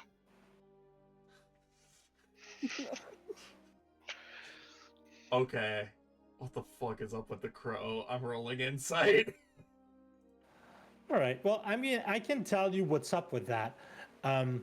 You see that it has some sort of paper rolled around its leg, and you know that many branches of the Adventurers Guild functions differently for assigning contract.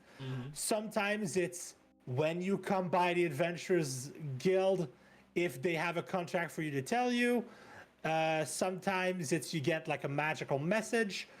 But apparently in Jade, they have birds. I'll go one. Okay. I'm just gonna kind of open the door. Or All right. Open the window, excuse me. All right. So Random ass door we have on the 3rd level. the crow moves in and glares at you. I'm gonna ask you to do your insight check anyway, just for fun. Sure. Sure. Here we go. Let's see if we find something else. You're pretty good at insight, so. All right. So this crow is definitely displeased with how long it had to wait for you. Get wrecked.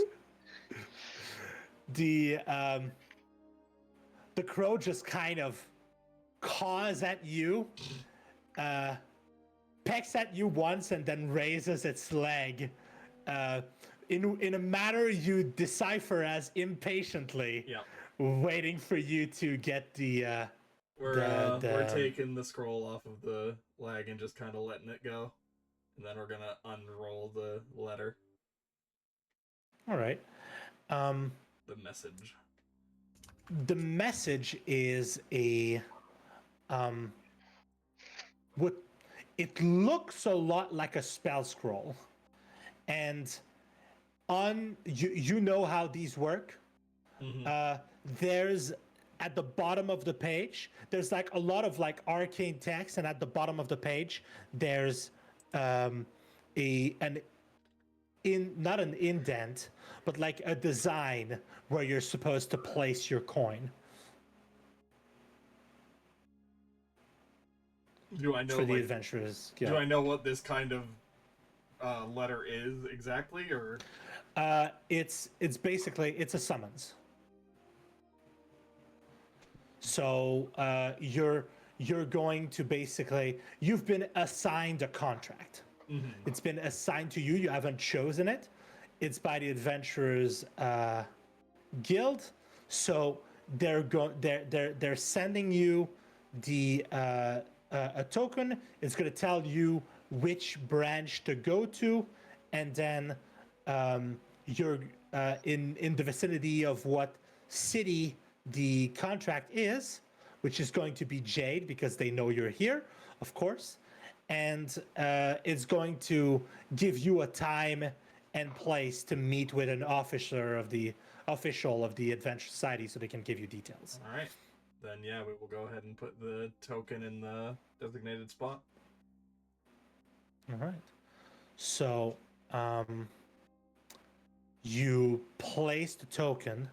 It glows sharply for about half a second, and then the the arcane wording on the paper begin to glow as well, and then they begin to cinder and crack, and just kind of the entire page just kind of bursts into flame, and then is just absorbed in a token, which keeps a dim red glow for a few seconds, and you are summoned at the you're summoned. It tells you where to find the guild. It's a bit south of the Bronze District, and you're told to show up in the next 3 days between like 10 and 5, I guess. 8 and 5. Let's go with 8. Adventurers get up early. Between 8 and 5 in the day. Either tomorrow, the day after that, or the next one after that. So you have 3 days to respond, and once that is done, the crow caws at you and books it out of your room. Yep. And next session, we'll get a feel on what this quest that you're being offered is. Well, assigned. It's not an offer. You're probably going to have to do it or give them a very good reason why you can't. Yep. Which you probably don't have that.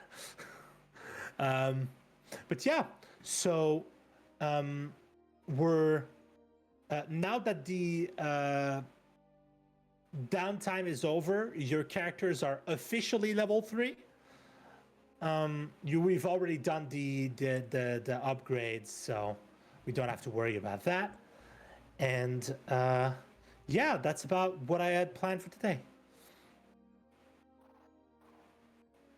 Good stuff. Hell yeah.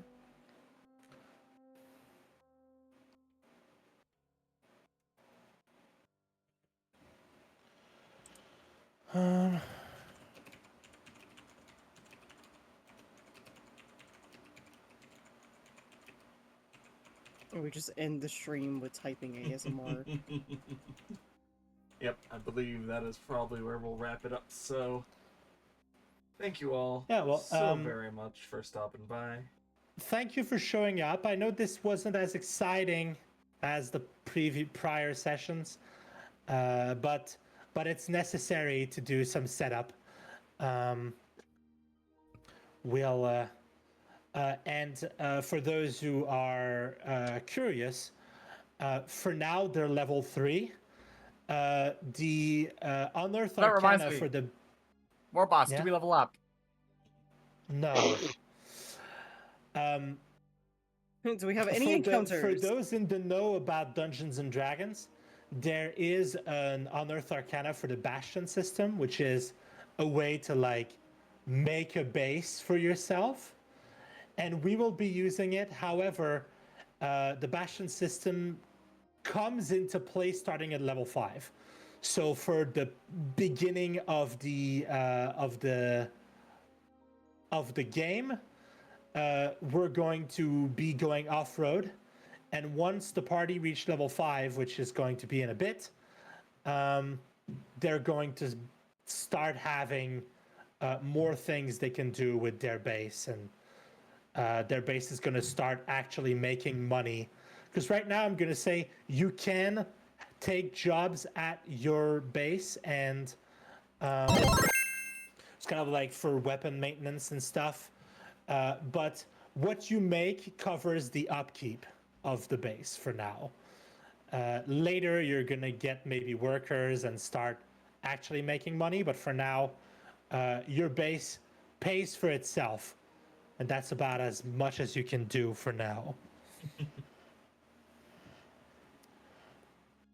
So yeah. And so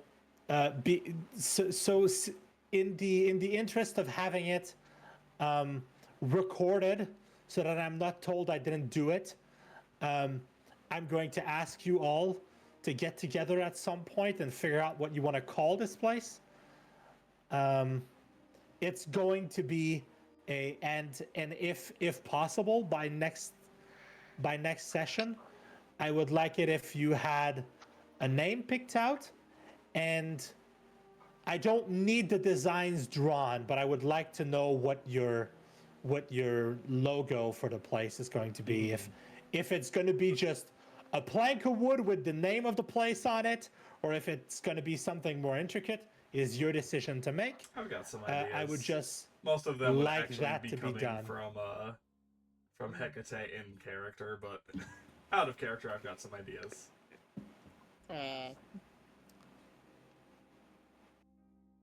Alright, we got 2 dragon people, and we got 2 birds, so we can find some way to, like, make that work. That would be feather and scale. Feather and scale could be fun. Yeah, that's exactly what I was thinking. Feather and scales. We'll workshop it. We'll workshop it. Well, yeah, but I was thinking about it, but I also didn't want to say anything because I didn't want to, like, taint the experience of finding a name. And so I'm joking, of course, but yeah, that's it for tonight. This was short and sweet. Take care of yourselves, and we'll catch you in the next Ciao, session. ciao. Don't forget to drink water. Hydrate.